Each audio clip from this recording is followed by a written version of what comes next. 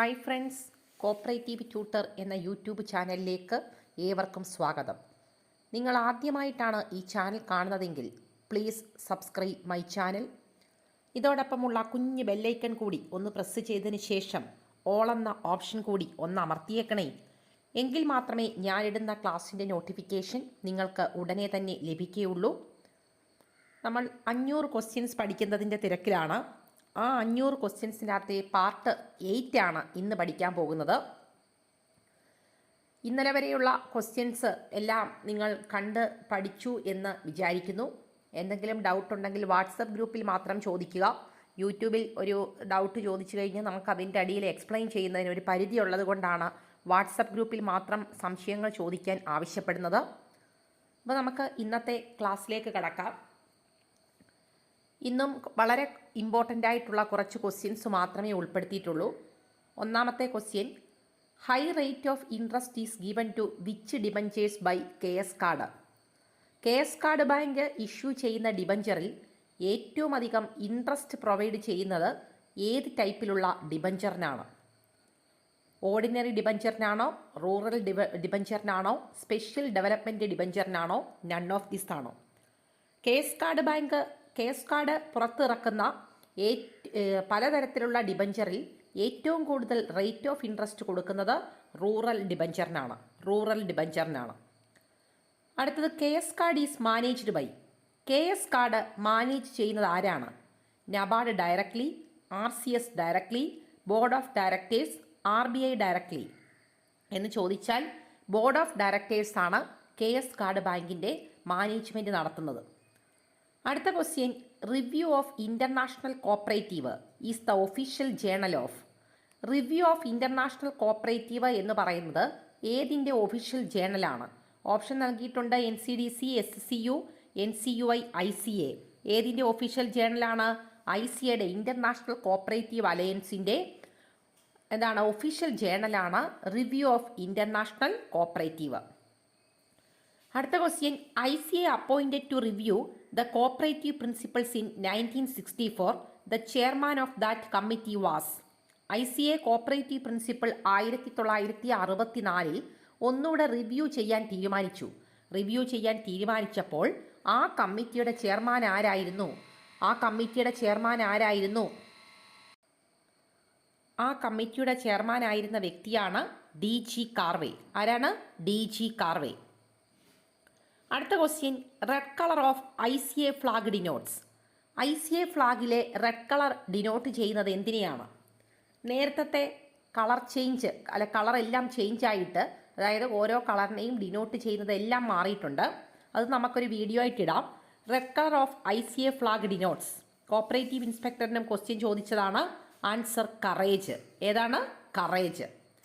അടുത്ത question, Karve commission report was accepted by ICA in the dash Congress.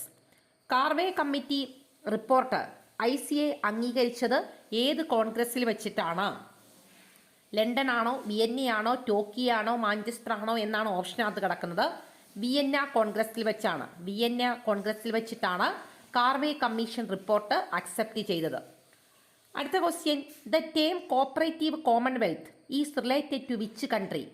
Cooperative commonwealth എന്ന് പറയുന്ന term ഏത് രാജ്യവുമായിട്ട് ബന്ധപ്പെട്ടതാണ്? കോപ്പറേറ്റീവ് കോമൺവെൽത്ത് എന്ന് പറയുന്ന സംഭവം ഏതുമായിട്ട് ബന്ധപ്പെട്ടതാണ് എന്ന് ചോദിച്ചാൽ ഇംഗ്ലണ്ടുമായിട്ട് ബന്ധപ്പെട്ടതാണ് കോപ്പറേറ്റീവ് കോമൺവെൽത്ത്. അടുത്ത question, Rochdale weavers union was organised by. Rochdale weavers union organise ചെയ്ത വ്യക്തി ആരാണ്? Charles Howarth. ആരാണ്? ചാൾസ് ഹൗറത്താണ് റൊക്കഡൈൽ വീവേഴ്സ് യൂണിയൻ ഇൻട്രൊഡ്യൂസ് ചെയ്തത്. അടുത്ത question, first secretary of Rochdale equitable pioneers society. Rochdale equitable pioneers സൊസൈറ്റിയുടെ first secretary ആയിരുന്ന വ്യക്തി ആരാണ്? ആൻസർ ജെയിംസ് ഡാലിയാണ്. ആരാണ്? ജെയിംസ് ഡാലിയാണ്. അടുത്ത question, Brighton cooperative benevolent fund society അല്ലെങ്കിൽ Britain cooperative benevolent fund society was started by. ഈ ഒരു Britain cooperative benevolent fund society തുടങ്ങി വെച്ചത് ആരാണ്? ആൻസർ വില്യം കിങ് ആണ്. അടുത്ത question, interest on capital is to be credited to. Interest on capital credit ചെയ്യുന്നത് ഏത് അക്കൗണ്ടിലാണ്? ഇൻട്രസ്റ്റ് ഓൺ ക്യാപിറ്റൽ എന്ന് പറഞ്ഞാൽ തന്നെ നമുക്കറിയാം ക്യാപിറ്റലിനെ കൂട്ടുന്ന ഒന്നാണ്. അതുകൊണ്ട് സ്വാഭാവികമായിട്ടും അത് എവിടെ ക്രെഡിറ്റ് ചെയ്യണം? ക്യാപിറ്റൽ അക്കൗണ്ടിൽ ക്രെഡിറ്റ് ചെയ്യണം. അടുത്ത question, reserve kept out of capital profit is called dash reserve. Capital പ്രോഫിറ്റിൽ നിന്നും ക്രിയേറ്റ് ചെയ്യുന്ന റിസർവിനെ പറയുന്ന പേരെന്താണ്?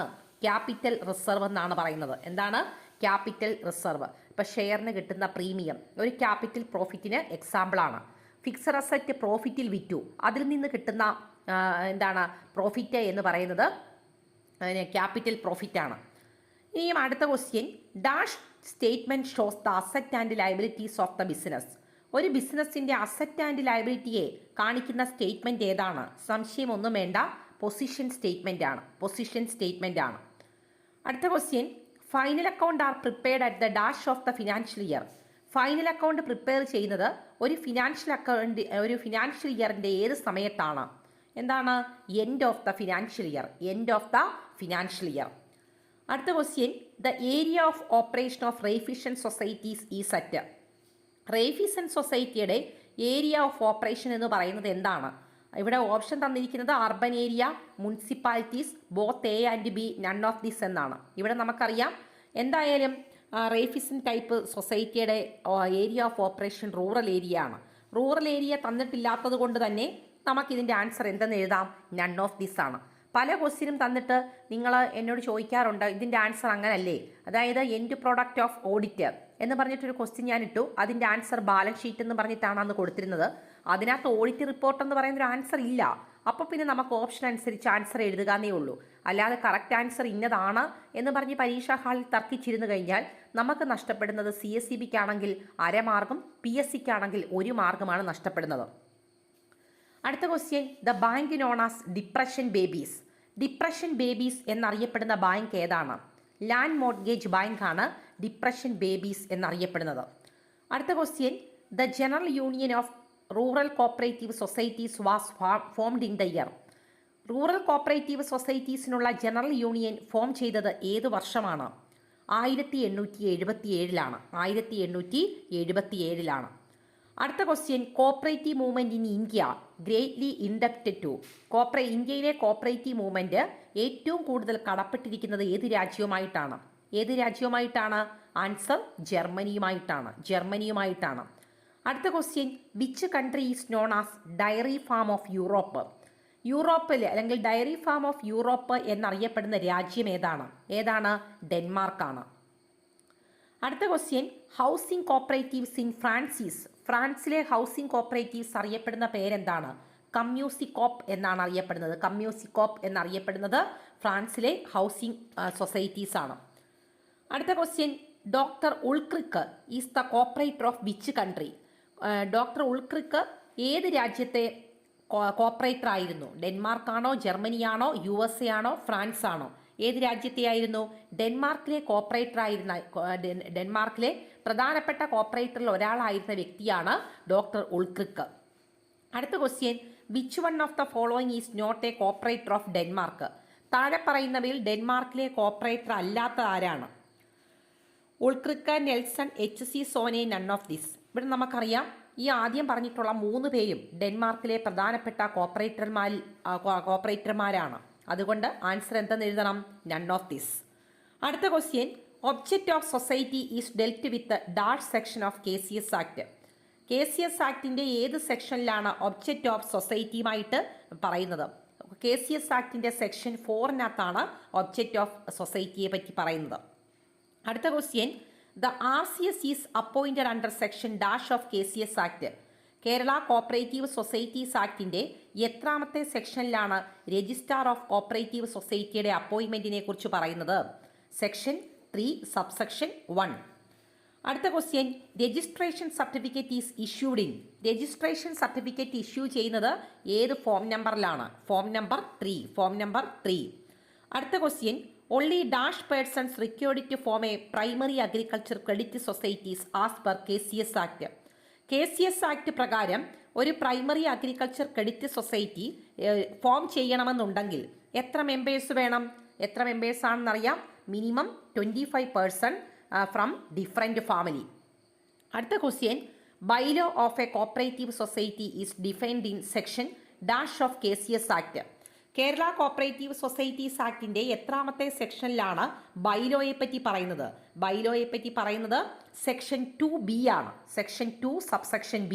ബൈലോ ആയതുകൊണ്ട് ബിയിൽ തന്നെയാണ് തുടങ്ങുന്നത്. Section 2 subsection B. അടുത്ത question, number of members of Gorwala committee. Gorwala കമ്മിറ്റിയുടെ മെമ്പർമാരുടെ എണ്ണം എത്രയാണ്? 4 പേരാണ്. AD ഗോർവാലയാണ് ചെയർമാൻ. പിന്നെ വെങ്കിട്ടപ്പൈ, NSR ശാസ്ത്രി, പിന്നെ അതുപോലെ ഗോർവാല കമ്മിറ്റിയുടെ 4 members AD Gorwala, DR Gadgil, NSR Shastri, Venkatappiah. ഇതിനകത്ത് നേരത്തെ ഒരു പ്രീവിയസ് ക്വസ്റ്റ്യൻ ചോദിച്ചിരുന്നു. ഇതിനകത്തെ മെമ്പർ സെക്രട്ടറി ആരാണ് എന്ന് പറഞ്ഞിട്ട് NSR ശാസ്ത്രിയാണ്. അപ്പോൾ നിങ്ങൾ ചോദിക്കും വെങ്കിട്ടപ്പൈ അല്ലേ എന്നും പറഞ്ഞിട്ട് ആരും ആൻസർ ചോദിക്കേണ്ട. പ്രൊവിഷണൽ ആൻസർ കീയിലാണ് വെങ്കിട്ടപ്പൈ ആൻസറായിട്ട് കൊടുത്തിരുന്നത്. ഫൈനൽ ആൻസർ കീ വന്നപ്പോൾ മെമ്പർ സെക്രട്ടറി NSR ശാസ്ത്രിയാണ്.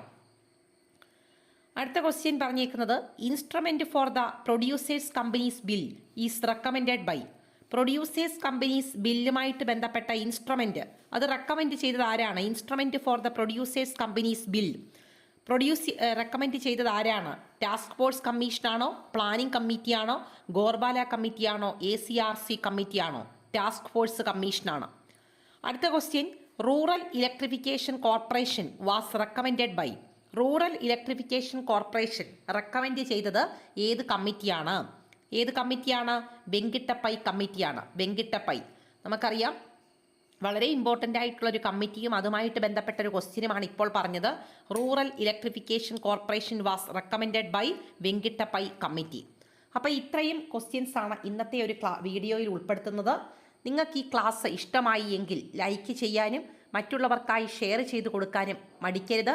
നിങ്ങളുടെ വിലയേറിയ അഭിപ്രായങ്ങൾ കമൻറ്റ് ബോക്സിൽ രേഖപ്പെടുത്തുക. അതുപോലെ തന്നെ വാട്സപ്പ് ഗ്രൂപ്പിൽ ഇതുവരെ ജോയിൻ ചെയ്തിട്ടില്ലാത്തവർ വാട്സപ്പ് ഗ്രൂപ്പിൽ ജോയിൻ ചെയ്യുക. വാട്സപ്പ് ഗ്രൂപ്പിൻ്റെ ലിങ്ക് ഉപയോഗിച്ച് ജോയിൻ ചെയ്യാൻ നോക്കിക്കഴിഞ്ഞാൽ വാട്സപ്പ് ഗ്രൂപ്പ് ഫുള്ളെന്നാണ് കാണിക്കുന്നത്. അതിന് പകരമായിട്ട് വാട്സപ്പ് ഗ്രൂപ്പിൽ ജോയിൻ ചെയ്യാത്തവർ 755894562 എന്ന വാട്സപ്പ് നമ്പറിൽ മെസ്സേജ് അയച്ചാൽ മാത്രം മതി. നിങ്ങൾക്ക് അതുമായിട്ട് ബന്ധപ്പെട്ട ജോയിൻ ചെയ്യാൻ സാധിക്കും. എല്ലാ ദിവസവും ഇടുന്ന GKയുടെയും ലോയുടെയും ഒക്കെ ക്ലാസ്സുകൾ കേട്ട് പഠിക്കാൻ പറ്റും. അപ്പോൾ എല്ലാവർക്കും നവംബർ 14 നടക്കുന്ന എക്സാം ക്ലിയർ ചെയ്യാൻ കഴിയട്ടെ എന്ന പ്രാർത്ഥനയോടെ നിർത്തുന്നു. Thanks for watching.